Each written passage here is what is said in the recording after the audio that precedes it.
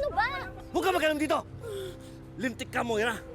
Ngayon, dadalhin ka sa impyerno! No, Carlos, don't let me explain! Moira! Tama na! Ano ba? Bitawan mo si Moira! Bitawan mo ako! Ano ba, Carlos? Bitawan mo!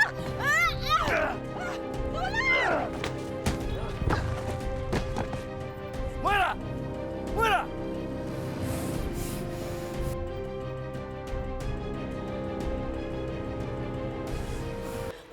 Kuya, please. May kriminal na humahabol sa akin sa labas. Sinaktan niya yung kaibigan ko. Ako naman ay susunod niya.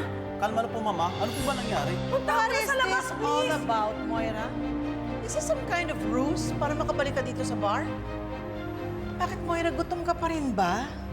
This is not a ruse. Talagang may humahabol sa akin. At sino naman ang maghahabol sa'yo? Si Carlos? Teka, si Carlos nga? Yes, Giselle, si Carlos ang humahabol sa akin. Eh, bakit ka naman nahabulin ni Carlos? Bakit kanya gugustuhin saktan? Hindi ko alam, Giselle. Kuya, tulungan mo na ako. Lumabas ka na doon, please. Sige po, check ko po, Ma'am. Moira, tigilan mo na nga yung drama mo. Imposibleng hindi mo alam kung bakit ka hinahabol ni Carlos. Oh, wait a minute. Baka naman kasi dahil lahat ng accusations mo against him ay hindi totoo. See? Aminin mo na, Moira. Ginamit mong scapegoat si Carlos para makalabas ka sa kulungan. O, hindi ba? Paulit-ulit na lang, Giselle. Ako nga ang ginamit ni Carlos, di ba? Ako ang pinalabas niyang kriminal. Eh malamang hindi na niya kaya nang lumabas na yung katotohanan, kaya ako yung hinahabol niya. I mean, you just have to look outside. Nakahandusay doon yung kaibigan ko si Nerissa. At ako naman ang gusto niya saktan ulit. That man is crazy! Oh my gosh, di dapat nga mahuli siya para maparusahan na siya sa mga kasalanan niya.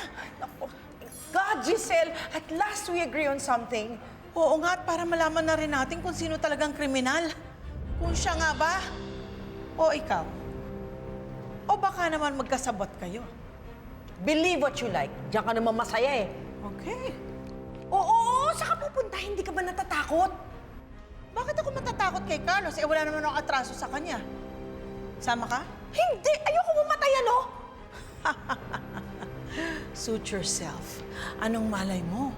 Baka sa likod mo biglang dumaan si Carlos. Just waiting for an opportunity to attack you!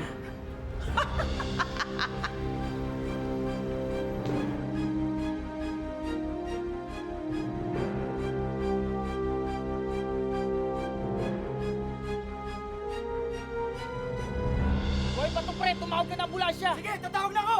Bilisan mo, bilisan mo! Buhay pa yan, Brad. Buhay pa yan. Yung gagalawin. Buhay pa yan. Ano nangyari dito? Ewan ko, malalaman natin mamaya yan. Ito yung babae kanina sa loob eh. Oh my God! It's Teresa! Ah! Ma'am, siya yung babae kanina kasama niyo po sa loob. I know! So ano, nakita niyo ba yung kriminal?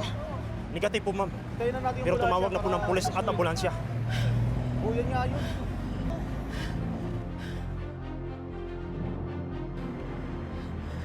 Kung may nanakit kay Nerissa, ibig sabihin nandito si Carlos.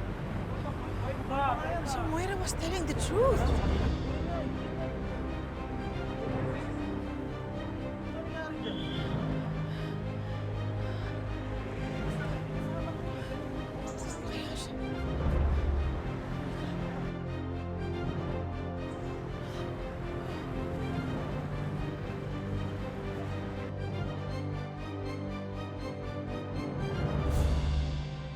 Carlos? Carlos? Carlos? Carlos, I know you're here. Nasaan ka? Lumabas ka. Carlos! I know you're here. Hindi ako naniniwala sa mga pinagsasabi ni Moira. Alam ko na siya ang guilty sa pagkamatay ng papa namin. I can help you, Carlos. Come out, Carlos.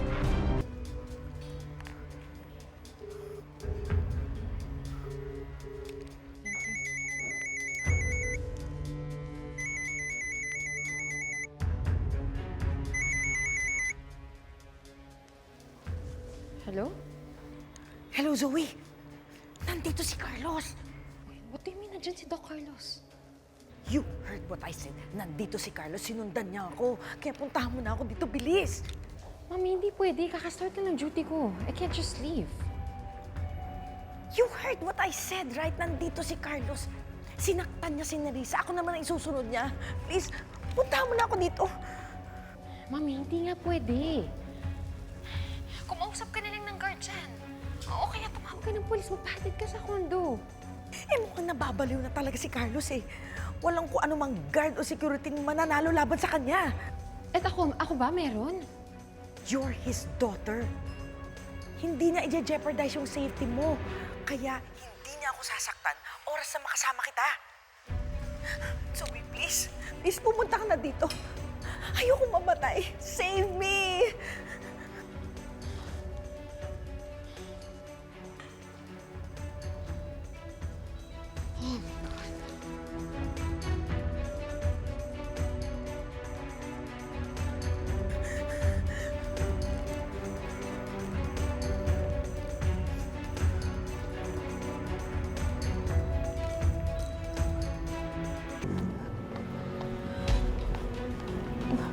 Sandali. Titingin-tingin ka. Baka nandiyan pa si Carlos.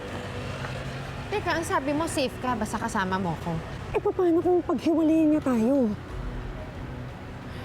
Wait, si Tita Nerissa, nakausap mo na ba? At hindi ko nga matawagan eh. Ang balita ko, dinala daw sa ospital. Sa East Ridge daw ata siya dinala eh. Halika na. O, sige, nasumakay ka na.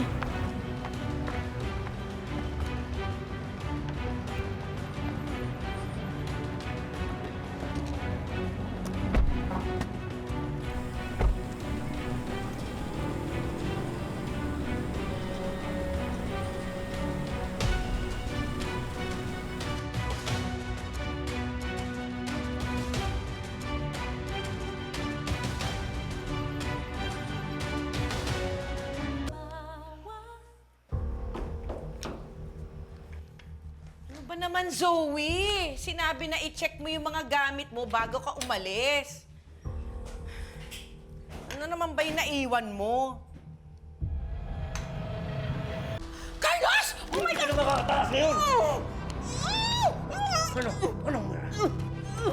Bakit mo kita muro? Ha?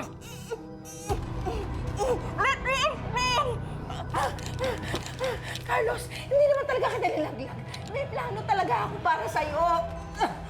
Moira, hindi mo na ako mauuto. Mauuna ka sa impyerno! Carlos,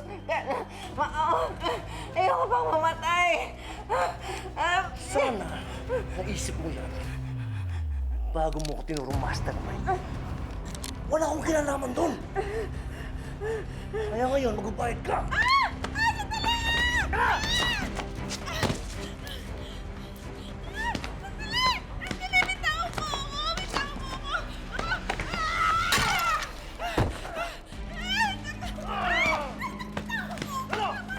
Malalaman ka ba?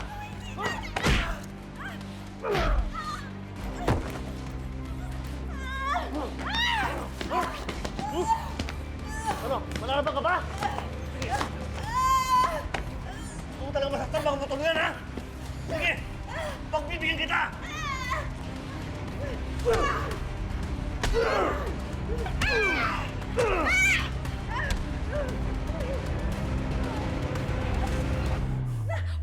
Wag, please, wag! Kaya magdasal ka na! Dahil katapusan mo na.